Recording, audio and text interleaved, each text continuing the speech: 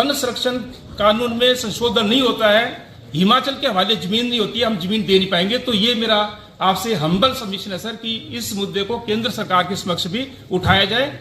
और एक सबमिशन और है कि इस मुद्दे के ऊपर सत्ता पक्ष, विपक्ष और तमाम लोग जो है सबको एकजुट होकर के जो है आवाज उठाना पड़ेगी, नहीं तो ये हम जो है हिमाचल में बहुत मुसीबत का काल जो है झेलने वाले हैं, क्योंकि सारे लोग जो इस तरीके से बेदखल हो जाएंगे। Thank you sir. आप भी देना चाहूँगा। पहली बात यह सर कि 2006 का ये कानून है और 2008 में लागू होना शुरू हुआ।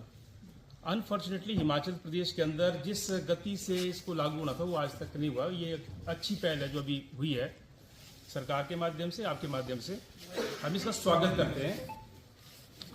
हिमाचल प्रदेश में सर 87% जो किसान है वो सीमांत और छोटा किसान है जो 5 बीघा से कम वाले हैं, और 67% जो भूमि है हिमाचल की वो वन भूमि है। इसलिए इस राज्य में इस कानून को लागू करने की सबसे ज़्यादा ज़रूरत थी। लेकिन अभी हो क्या रहा है सर, जो अभी यहाँ पे एक सुझाव आया, भी मैं भी उसको आगे बढ़ाना चाहूँगा। जितनी एफआरसीज बनी है उनकी बैठक होती नहीं, और बहुत सारे लोग उन एफआरसीज में ऐसे हैं जिनको ये मालूम नहीं है कि हम इस कमेटी के सदस्य हैं। तो पहली बात यह है कि उसकी रेगुलर बैठकें हैं। दूसरा यह है कि अगर कहीं उनका पुनर्गठन करने की आवश्यकता है तो वो आदेश भी अधिकारियों को दिए जाएं कि वो एफआरसीज का जो है पुनर्गठन नीचे करवाया जाए। और तीसरा सर की पंचायतों की जो जनरल हाउस है, इसमें जो ग्राम सभा है, वो रेगुलर आधार पर इस मुद्दे पर हो, उसका भी स्पेसिफिकली ऊपर से आदेश हो, तभी वो नीचे हो पाएंगे। दूसरा सर मैं कहना चाहता हूं कि अभी जो हिमाचल में बेदखली की मुहिम चली है और इसमें अभी एक जजमेंट आई है माननीय सुप्रीम कोर्ट की, Baburam and state of HP title पे, और उसमें जो है सुप्रीम कोर्ट ने ये साफ कह दिया है कि अब तक की जो बेदखली हुई है वो गैर कानूनी एक तरह से अवैध है, क्योंकि वो पब्लिक प्रेमिसेस एक्ट के तहत हुई है।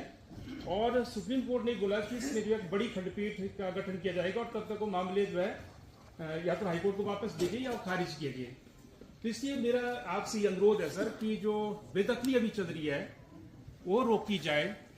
और ये भी आप जानते सर, और आप ने इसलिए जो ये कसरत शुरू की है, 2002 में जब आवेदन लिए गए थे तो 1,67,339 लोगों के जो मिसलें तैयार होकर आगे गई थी, बाद में उनके ऊपर ही जो केस बन गए।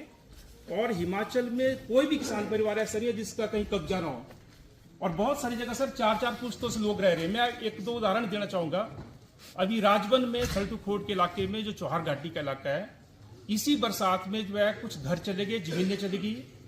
पूर्व मुख्यमंत्री वहां पर गए थे, हमारे लोक निर्माण मंत्री जी वहां पे गए थे, DC साहब वहां पे गए थे, हम लोग वहां पर गए थे, और तब पता चला कि जो घर चले गए सर वो जो है सरकारी जमीन पर है, लेकिन वो 4 पुश्तों से लोग वहां पर रह रहे हैं।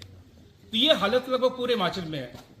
2023 की बरसात में बहुत सारे घर चले गए, जिसमें दलित परिवारों के ज्यादा घर हैं। हिमाचल सरकार में कोई भी रही हो, लेकिन 1980 के फॉरेस्ट कंजर्वेशन एक्ट के बाद हिमाचल सरकार के पास इतनी भी कोई वो शक्ति नहीं है कि वो किसी भूमि इनको जमीन भी दे सके। तो मेरा अनुरोध यह है सर, जो 1980 का फॉरेस्ट कंजर्वेशन एक्ट है, जो एक टेम्परेरी नोटिफिकेशन जो 1952-53 की थी, उसको भी उसमें समाहित कर लिया। हमारा अनुरोध यह है कि केंद्र सरकार के सामने इसको प्ले किया जाए सर, और ये जो वन संरक्षण कानून 1980 है इसमें संशोधन किया जाए, ताकि हिमाचल सरकार के पास जो है वो जमीन आए, तब हिमाचल सरकार किसी को जमीन दे सकती है।